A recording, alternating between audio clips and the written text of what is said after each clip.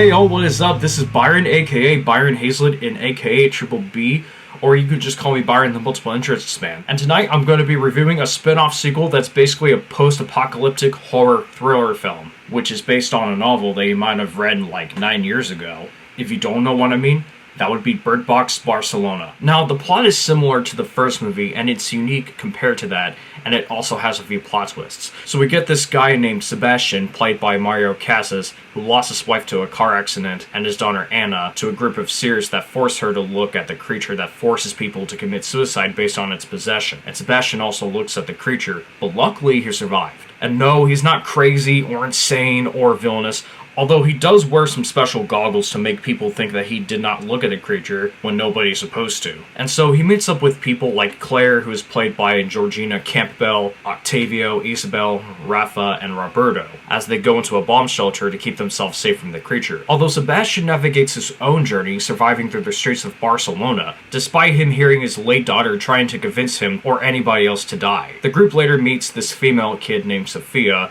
played by Nayla Schaberth, who only speaks German and presumably lost her mother in the apocalypse. She tells the group about a refugee that they all need to head into to seek shelter. However, they have to get on a gondola lift to get to the safe refugee. And unfortunately, not to spoil the movie, but some characters in the movie die halfway through this survival journey. And along the way, they have to avoid getting caught by a group of seers, including this one guy named Padre Esteban, who forces people to see the creature. So, I'm not gonna go ahead and spoil the rest of the movie, but that's just basically the plot of Bird Box Barcelona. Okay, so I would like to get into a few things regarding Bird Box Barcelona. Is it really much like the first Bird Box movie? Sorry, I'm just trying to crack my knuckles, but yeah. So as I was saying, is this spin-off sequel much like the first Bird Box movie?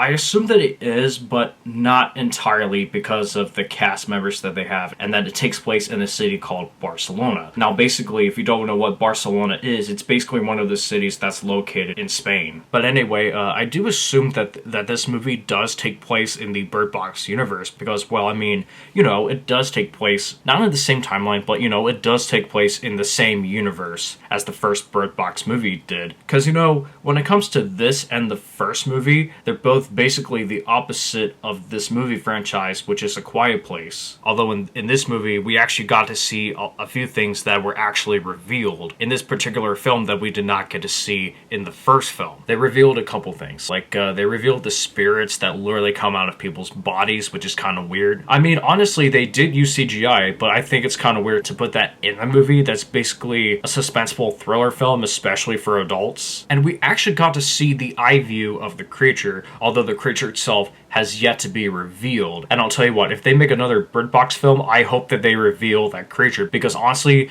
we did not get to see the creature in the first movie or in this film, which honestly sucks because a lot of people are willing to see the creature itself in the film instead of it not doing so and being totally cut out of the franchise. Personally, I don't know. It's just some sort of dick move that they made. I mean, I don't know. And I mean, who even knows when the creature will ever be revealed in the future Bird Box films, but I don't know, we'll have to wait and see. But for now, it is what it is. And to add on to another note, I thought that the writing was okay, especially with one thing in particular. So unlike the first movie, where they rely on a lot of flashbacks featuring a lot of deaths, the second movie does not rely on as much flashbacks, which you could tell if you watch the second movie. It focuses on Sebastian's story regarding how he lost his daughter on her birthday, which is very interesting, to be honest. Also, you can also tell that in the second movie, the cast is literally not the same as they were in the first film, which I have no idea why, but they wanted to do this for a spinoff anyway. And you can honestly tell that the cast in the second movie were not even syncing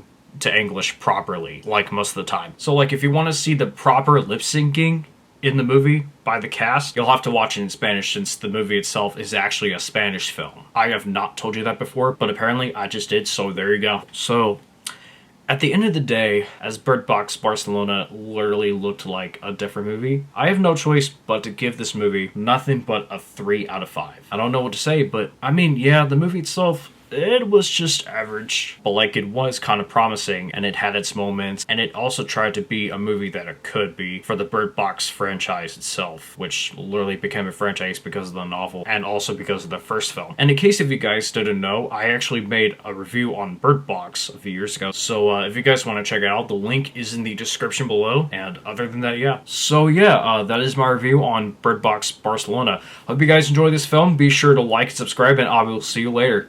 Till then, this is me, Byron, signing off. I hope you enjoyed this episode of Byron's Bios, by the way.